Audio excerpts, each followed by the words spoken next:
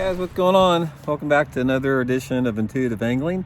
Much appreciated you guys checking the video out today, and actually just getting ready for an on the water lesson tomorrow down at Bull Shoals Lake. Wanted to take a second and do today's video. And before we get started, real quick here, if you guys are interested in any of these on the water lessons, just shoot me a private message on my Facebook page, Randy Blockett Professional Angler, and I'll give you all the info on that. Much appreciated. And also just wanted to give a weekly reminder, if you guys are interested in any of our Fish the Moment lake map breakdowns, go check them out at fishthemoment.com. I'll include the link in the description. We got spring lake map breakdowns going up now all over the country. We do personal breakdowns of lakes that you have that are maybe 500, 1,000 acres, whatever. It's just a really good resource. You can check that out at fishthemoment.com. So anyway, guys, we've been doing a series the last couple of weeks. I was sort of giving some tips and advice on how to approach specific weather patterns that you have on the different lakes that you have. You know, we've talked about windy conditions, sunny, all type of stuff. Today, I'm going to give you guys some tips on how to catch bass in moderate to heavy rain, specifically, you know, where it's raining pretty good, you know, pretty hard type of rain, and sort of let you know what I've learned about that over the years. So first of all, when you're talking about catching fish in the rain, there's a couple variables that you have to consider. There's a couple things that you have to determine before you can really decide how you want to approach that situation. And in my opinion, it all has to do with water temperature and water clarity. Water temperature and water clarity will give you a really good indication of basically the technique and the areas that you need to fish during a hard rain.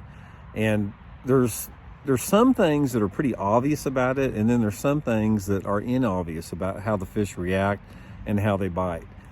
I always remember looking back, I remember reading something like 50 years ago, you know, Charlie Campbell, you know, from here in Missouri, you know, gained fame with his air spook for the old school guys. He always said, if you can't catch fish in the rain, it's time to hang your rod up. And Charlie was talking about catching fish on a topwater in the rain, you know, when the fish are really active. And that's true under certain situations. Say, for example, if it's raining and the water's clear and the water is fairly warm, yeah, those fish are going to be active and they're going to hit stuff like top water and a moving bait.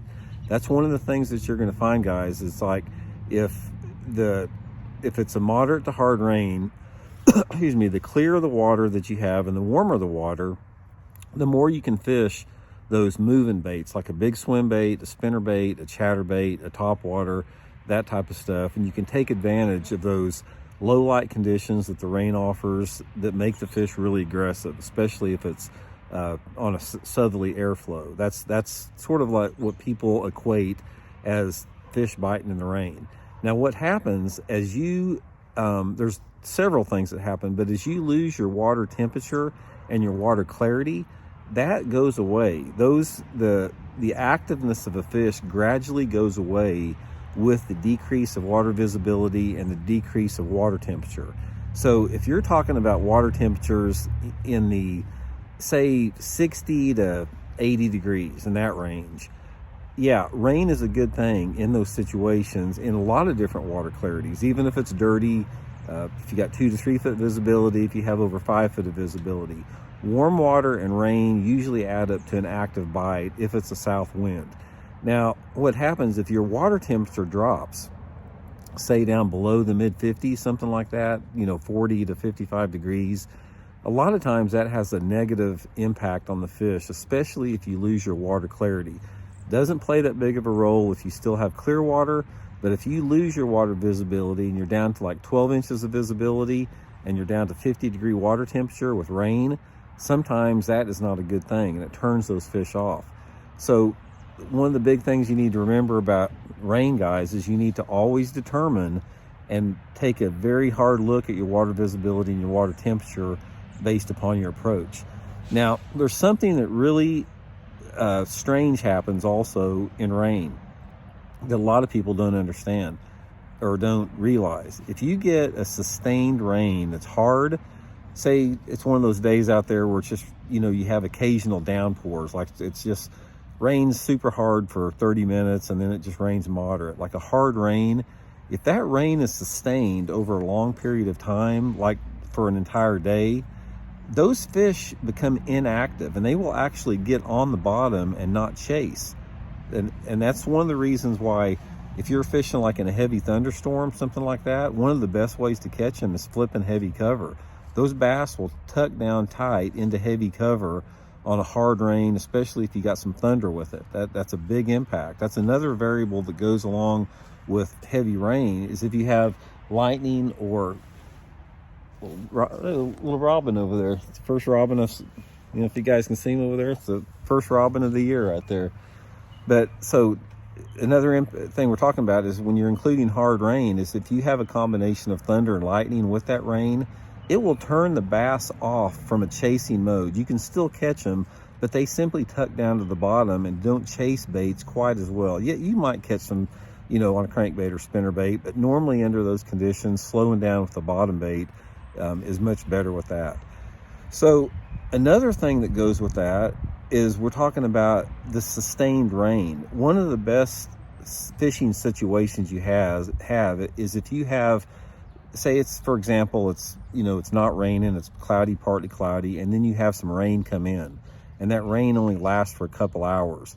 If you have a short period of rain, even if it's heavy, that's when it really activates those fish. There's a window there that activates them. But what happens if that rain lasts over about 4 hours, those fish start to sink down and sulk down in deeper water into the bottom, and the active bite goes away. That's why, if you guys have ever noticed, and I've seen this almost without exception, if you go to a lake and say it's been cloudy for a week, or you have an extended period of clouds or rain. Say there's some type of a stationary front that's causing heavy overcast for days upon days.